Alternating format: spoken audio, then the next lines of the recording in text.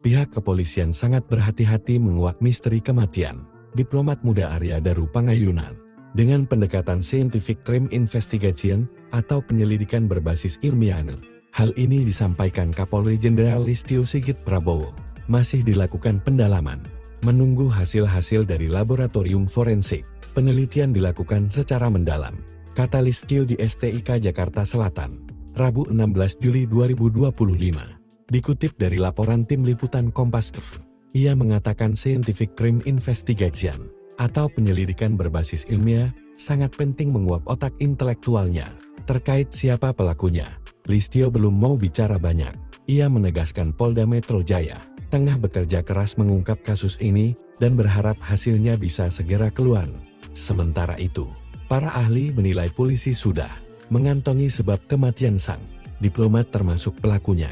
Bambang Wijojanto, pendiri Kontras dan tokoh hukum nasional, menyoroti posisi lakban yang menutupi wajah Aryan. Menurutnya simbol yang biasa dipahami dalam teori kriminologi sebagai bentuk pembungkaman mulut dan wajahnya di lakban.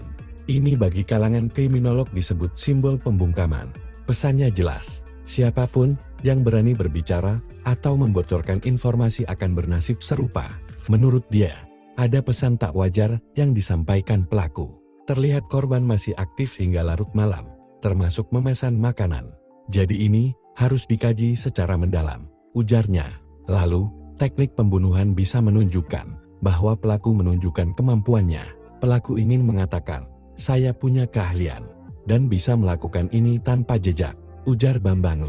Kriminolog Hanifah Hasna memunculkan kemungkinan stage suicide, rekayasa kematian. Ini sebagai skenario yang sering digunakan menghilangkan jejak pelaku.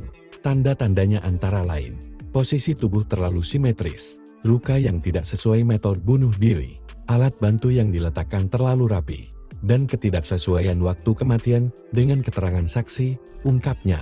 Hal serupa juga dikatakan ex-Kabareskrim Irjen Pol Ito Sumardi mengungkapkan, polisi bisa menyelidiki dari latar belakang korban yang sebelumnya pernah menangani kasus PPPO dan beberapa kasus sensitif berurusan dengan pekerjaannya sebagai diplomate.